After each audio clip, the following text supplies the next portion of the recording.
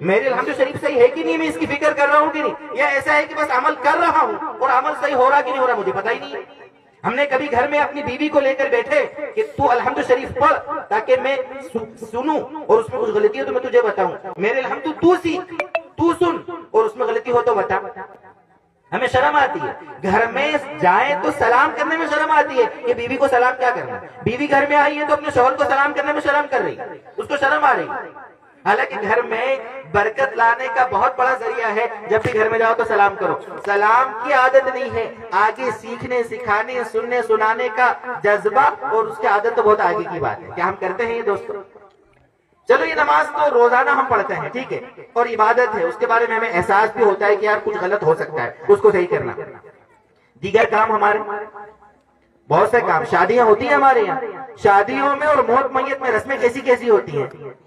کیا شادی دین کا حصہ نہیں ہے؟ کیا موت میت کا ہونا یہ دین کا حصہ نہیں ہے؟ ہم کو تو اللہ نے اتنا پیارا دین دیا ہے کہ ہم صبح سے شام تک کی 24 گھنٹے کی زندگی، 24 گھنٹے کی زندگی سب دین بنا سکتے ہیں۔ ہر چیز دین ہے، ہمارا چلنا دین، ہمارا بولنا دین، ہمارا سننا دین، ہمارا آنکھوں سے دیکھنا دین، ہمارا پیشاب پاخانہ کرنے جانا دین، ہر چیز، ہماری شادی دین، ہمارے موت میت میں جو مسائل ہو جائے وہ بھی دین، سارا اسلام کے ماتحت ہے۔ اگر ہم اللہ کے نبی صلی اللہ علیہ وسلم کے طریقے کے مطابق اور اللہ کے حکم کے مطابق کریں تو سب دین ہی دین، سب کچھ دین۔ وضو بناتے وقت یا ویسے ہی چلتے پھرتے آپ نے کعبے کی طرف منہ کر کے تھوک دی، حدیث پاک ہے، ابو داؤد شریف کی روایت، چل رہے تھے آپ نے بے دھیانی میں کعبے کی طرف منہ کر کے تھوک دیا۔ حدیث پاک میں آتا ہے کہ جس نے کعبے کی طرف منہ کر کے تھوکا، آخرت میں اس کی دونوں آنکھوں کے بیچ میں اس کی زندگی کا تھوکا ہوا پورا جو کعبے کی طرف تھوکا ہوا تھوک ہے وہ پورا یہاں پر اکٹھا کر کے اس کو اللہ کے دربار میں پیش کیا جائے۔ حدیث ہے یہ۔ ہم تو تھوکنے میں بھی اللہ کے حکم کے محتاج ہیں، تھوکنے میں بھی، چلنے میں بھی۔ اللہ کے نبی نے چلنے کا طریقہ ہم کو سکھایا، اللہ کے نبی نے بولنے کا طریقہ سکھایا۔ میں جو بھی بولوں میرا ایک ایک لفظ میرے اعمال نامے میں لکھا جا رہا ہے۔ اور ہم کسی کو تانے مار دیے، گالیاں بک دی، کبھی کسی کی غیبت کر دی، کسی کے پیٹھ پیچھے کچھ بول دیا، کسی کے سامنے کچھ بول دیا، ذرا نہیں سوچا کہ میرے اس منہ کے 2 لفظوں سے سامنے والے کا دل دکھ گیا، اس کا دل ٹوٹ گیا، جبکہ مسلمان کا دل دکھانا کعبے کو ڈھانے سے زیادہ بڑا گناہ ہے۔ لیکن ہم ذرا دھیان نہیں دیتے، منہ سے کچھ بھی بول دیا، آنکھوں سے کچھ بھی دیکھ لیا، کانوں سے کچھ بھی سن لیا، بس چل رہی گاڑی، آئے دن جھگڑے، پڑوسی سے پریشان۔ عمل کو سدھارے میرے دوستو، عمل کو، ورنہ میں پہلی صف نمازی کا میں تہجد گزار بھی ہوں، اگر کسی ایمان والے کا دل میری وجہ سے دکھ رہا ہے نا، میں جہنمی ہوں۔ یہ اللہ کے نبی کا فیصلہ ہے، میں نہیں کہ آپ بولیں گے کہ میں تہجد گزار کو یا کسی کو جہنم میں جانے کا فتویٰ دے رہا ہوں، یہ حضور کا فتویٰ ہے۔ حضور سے کسی نے پوچھا کہ حضرت ایک عورت ہے جو دن میں روزہ رکھتی ہے اور رات میں تہجد پڑھتی ہے، دن میں روزہ رات میں تہجد، اور بہت زیادہ صدقہ کرتی ہے۔ اب سوچو کتنی بڑی نیک عورت ہوگی وہ، ابھی فرض نماز چھوڑتی ہوگی نہیں چھوڑتی ہوگی میری، اور یہ جو بہنیں بیٹھی ہیں نا وہ سنیں اس کو، خاص طور سے سنیں، دن میں روزہ رات میں تہجد اور صدقہ بھی خوب کرتی، ولیکن تؤذی جارہا بلسانہا، لیکن اپنی پڑوسن کو وہ کیا کرتی ہے، اپنی زبان سے تکلیف دیتی ہے۔ حضور کیا فرماتے ہیں آپ اس کے بارے میں؟ مجھ سے کوئی پوچھے اور میں کہہ دوں کہ وہ جہنم میں جائے گی تو آپ مجھ سے لڑنے آ جائیں گے کہ تہجد پڑھنے والی عورت کو جہنم میں جانے کا بول رہے ہیں آپ؟ یہ سارے مفتیوں کے امام، سارے علماء کے باس، سارے انبیاء کے امام سید المرسلین فرماتے ہی فی نار جہنم، یہ حضور کا فتویٰ ہے، وہ عورت جہنم میں جائے گی۔ اور ایک عورت جو فرض نماز پڑھ لیتی ہے، زیادہ صدقہ نہیں دیتی، کبھی کبھی ٹھیک ہے نوافل کا پابندی کر لیتی ہے، لیکن اپنے پڑوسی کو ستاتی نہیں ہے۔ یہ پڑوسی کو ستانا تو ایک مثال ہے، حدیث پاک میں میری بہنیں، میرے بھائی یہاں جو ہے، اللہ کے نبی نے اس کے بارے میں کیا فرمایا؟ وہ عورت جنتی ہے، جنتی ہے۔ اپنے اعمال کو ہم سدھاریں، اپنے اخلاق کو سدھاریں، اپنے دل کو سدھاریں، دل کے کینے کو، بغض کو، عداوتوں کو، نفرتوں کو دور کریں، اپنی شادی کو، اپنی موت میت کے اعمال کو سیرت اور شریعت کے مطابق لانے کی فکر کریں۔ بہت زیادہ فضول خرچیاں، بہت زیادہ فضول خرچیاں۔ مولانا بیٹے فرمانے لگے کہ 8ویں تک ہمارے یہاں اسکول میں نے شروع کی، مجھے بڑی خوشی ہوئی کہ ہم مسلمانوں کو اللہ نے مال سے اگر نوازا ہے تو وہ ہمارا ناجائز رسموں میں، خرافات میں، بدعات میں یقیناً بالکل سرے سے ذرا سی بھی گنجائش نہیں ہے کہ ہمارے یہاں کسی کی میت ہو جاوے اور ہم دوسرے دن، تیسرے دن، چوتھے دن، 40ویں دن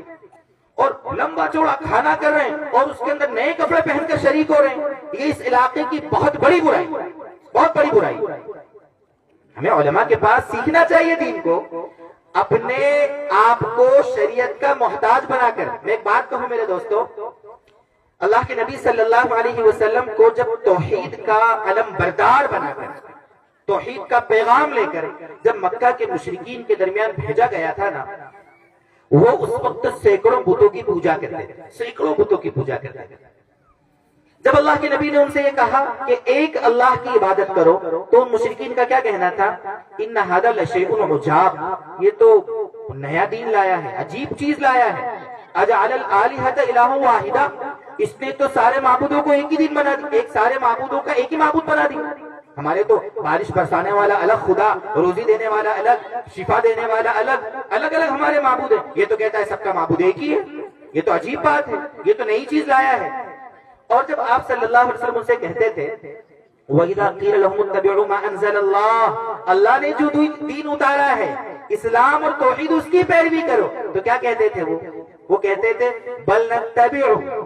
میرے یہاں پر بڑی عمر کے جو حضرات بیٹھے ہوں گے، یا جو ہماری پھوپھی کی خالہ کی چچی کی نانی کی جو بڑی عمر کی عورتیں بیٹھی ہوں گی، وہ اس کو سمجھیں، اس بات کو سمجھیں۔ وہ مشرکین کیا کہتے تھے جب ان سے کہا جاتا تھا کہ اس دین کی پیروی کرو جس دین کو اللہ نے اتارا ہے، توحید پہ آؤ، تو وہ کیا کہتے تھے؟ بل نتبع ما وجدنا علیہ آبانا، اور ایک جگہ پر بل نتبع ما الفینا علیہ آبانا، نہیں ہم تو اسی کی پیروی کریں گے جس پر ہم اپنے باپ داداؤں کو دیکھتے آ رہے ہیں۔ اس چیز نے، اس سوچ نے، اس خیال نے دماغ میں جو ہمارے یہ چلتی ہے نا کہ باپ داداؤں کو جیسے دیکھا ویسے ہی کرنا ہے ہم کو، صحیح دین، صحیح شریعت، اس سے ہمیں کوئی مطلب نہیں۔ علماء کہیں وہ آئیں گے کہنے والے، ابھی آپ سن رہے ہیں، کہیں گے آیا کا تھا سیلوا سے کوئی کہہ رہا تھا، ٹھیک ہے ٹھیک ہے، ہم تو وہی کریں گے جو اپنے باپ داداؤں کو دیکھا ہے، شادی میں وہی رسمیں کریں گے جو ہم نے اپنی دادی نانی کو کرتے دیکھے، موت میت میں وہی کریں گے جو اپنے دادا نانوں کو کرتے دیکھے، جو اپنے بڑھاڑے کرتے آئے ہم تو وہی کریں گے۔ تو یہ سوچ تو کتنی غلط ہے، یہ تو وہی سوچ ہوئی جو مشرکین کے پاس حضور دین لے کر آئے، تو مشرکین کہہ رہے ہم تو وہی کریں گے جو اپنے باپ داداؤں کو کرتے دیکھے۔ صحیح دین کی پیروی، چاہے پورا گاؤں، چاہے پورا علاقہ ساری خرافات میں مبتلا ہو، اس میں کوئی ایک بندہ اگر حق پہ آئے اور وہ سب کو دعوت دے، تو ہماری ذمہ داری ہے میرے دوستو کہ ہم اس حق کو قبول کریں، صحیح دین کو اپنائیں، صحیح دین پہ چلنے کی فکر کریں، ورنہ وہ ہوگا جو ان اللہ تعالیٰ نے قرآن میں ذکر فرمایا، وہ سمجھ رہے دنیا میں ہم تو بہت اچھا کام کر رہے ہیں کہ ہم تیجے کے نام پر، نہ 40ویں کے نام پر، نہ 10ویں کے نام پر ہم تو لوگوں کو کھانا کھلا رہے ہیں اور سمجھ رہے ہم اچھا کام کر رہے ہیں۔ جب آخرت میں پتہ چلے گا نا، اس وقت یہ سوچیں گے کہ دنیا میں سب سے برے، سب سے زیادہ غلط کام کرنے والا تو ہم ہی تھے۔ اس لیے میرے دوستو یہ پیغام ہے کہ ہم اپنے بچوں کی تربیت خود بھی اور اپنے امام صاحب کے ذریعے سے کروائیں، اور اپنے اعمال کو سدھارنے کی فکر بالغان کا مکتب ہو رہا ہے شروع، فکر ہو رہی ہے۔ یہاں جو جوان بیٹھے ہیں جو مدرسوں میں نہیں گئے، جماعتوں میں گئے، فکر آئی تو وہ اپنے علاقے کے عالم صاحب، حافظ صاحب، امام صاحب کو کہیں کہ آپ ہمارے بچوں کو پڑھاتے ہو، وہ تو آپ کو ٹھیک ہے، ہمیں بھی پڑھاؤ، ہماری تشہد سے ہی کرو، ہماری سورہ فاتحہ سے ہی کرو، ہماری دعائے قنوت سیکھو، مطلب ہمیں سکھاؤ۔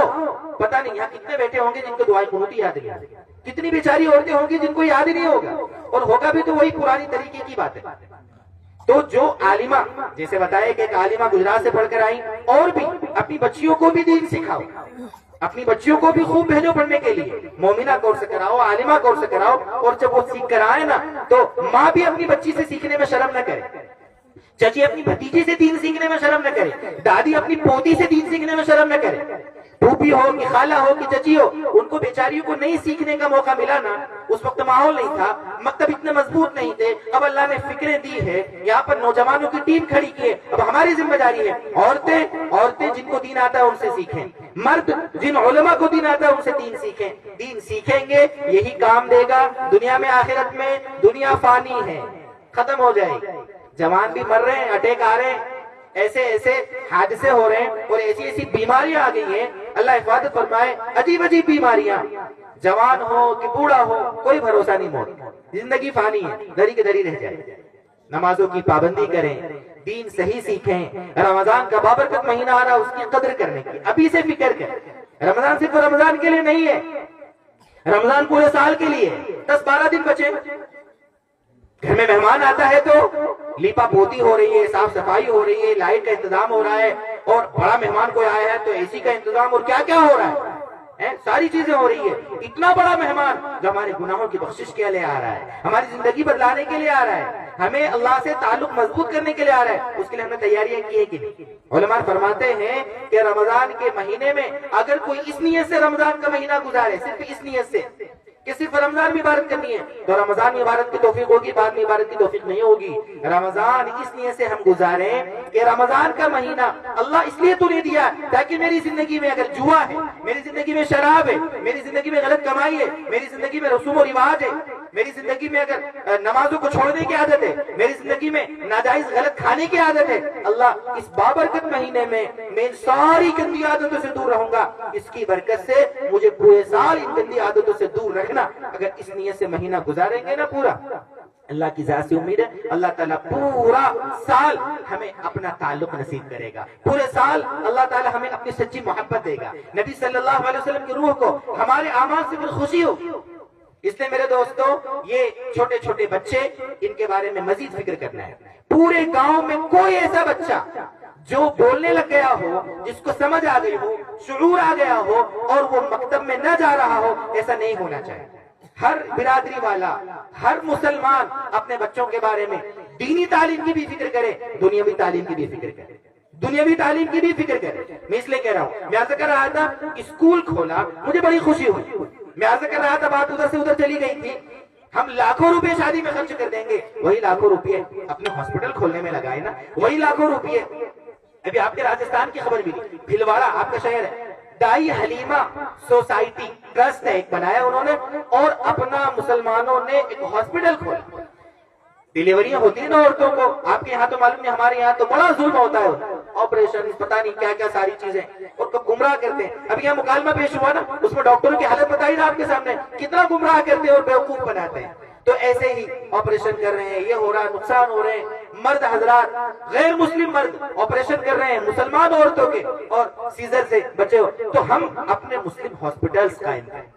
اپنی بچیوں کو ڈاکٹر بھی بنائیں، اپنے اچھے اسکول قائم کریں۔ یہاں پر ایک بہت بڑی ضرورت ہے، کیونکہ یہ علماء ہیں، ان کی توجہات سے کچھ باتیں آپ کے سامنے میں پیش کر رہا ہوں۔ ہمارے اسکول بھی ہوں، ہمارے مدرسے بھی ہوں، ان سب کو ہمیں مضبوط کرنا ہے۔ میں پھر ایک بار، وقت کچھ زیادہ ہو گیا، ہمارے دیگر علماء کو بھی ہمیں سننا ہے،